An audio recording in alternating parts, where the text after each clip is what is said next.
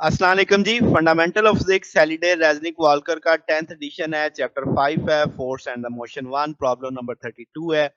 अब हमें एक तस्वीर दिखाई गई है जिसमें दो फोर्सेस आपको दिख रही हैं, F1 है थीटा 1 बना रही, F2 है थीटा 2 बना रही है, एक्स और वाई एक्सिस के लिहाज से है। वो कहता है एक ओवरहेड व्यू है, यानी ऊपर से दिखाया गया है और किसमें जिसमें एक लेमन है जो हाफ है 0.250 केजी का, और आपके पास टू ऑफ थ्री फोर्सेस यानी टोटल तीन फोर्सेस हैं, दो दिखाई गई हैं जो एक्ट कर रही हैं एक फ्रिक्शनलेस टेबल पे। F1 का मैग्नीट्यूड दे दिया गया है 6 न्यूटन, एंगल दे दिया गया है। F2 का मैग्नीट्यूड 7 न्यूटन, उसका एंगल दिया गया है। अब ये दोनों जो एंगल हैं ये पॉजिटिव एक्स एक्सिस के लिहाज से नहीं दिए गए, तो हम जब सॉल्व करेंगे तो पॉजिटिव एक्स एक्सिस के लिहाज से एंगल देखेंगे। तो वो कहता है थर्ड फोर्स बताओ जो स्टेशनरी रखने के लिए यानी इक्विलिब्रियम लाना है, कांस्टेंट वेलोसिटी अगर है और आपके पास वेरिंग वेलोसिटी है तो फिर बताओ क्या है। तो जनाब तीन तरह की सिचुएशन है।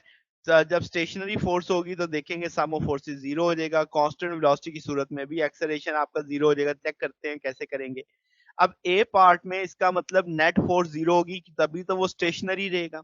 अब हम F1 का हमें मैग्नीट्यूड भी पता है, एंगल भी पता है, मगर ये एंगल हम 150 लेंगे पॉजिटिव एक्स एक्सिस के लिहाज से।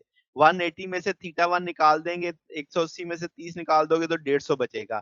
तो एक्स कंपोनेंट भी वाई कंपोनेंट भी दोनों लिख लिए। इसी तरह F2 जो है इसका 7 न्यूटन 30 डिग्री है।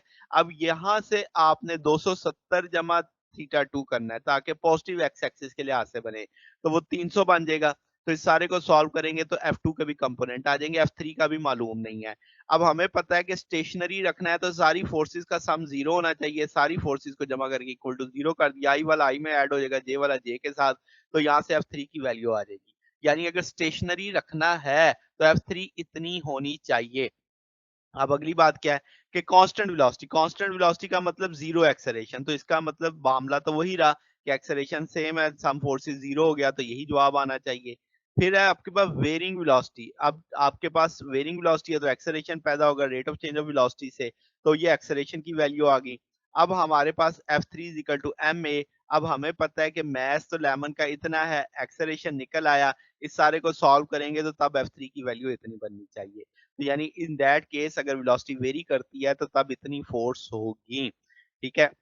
तो ये जनाब हमारे पास सॉल्यूशन है। अगर आपको इसमें कोई बात पूछनी हो, डाउट हो तो नीचे कमेंट्स में पूछ सकते हैं। वीडियो अच्छी लगी हो तो वीडियो को लाइक कीजिएगा, दोस्तों के साथ शेयर कीजिएगा, चैनल को सब्सक्राइब कर दीजिएगा। अब तक के लिए इतना ही, बाकी इंशाल्लाह हम नेक्स्ट देखेंगे। ओके, अल्लाह हाफिज।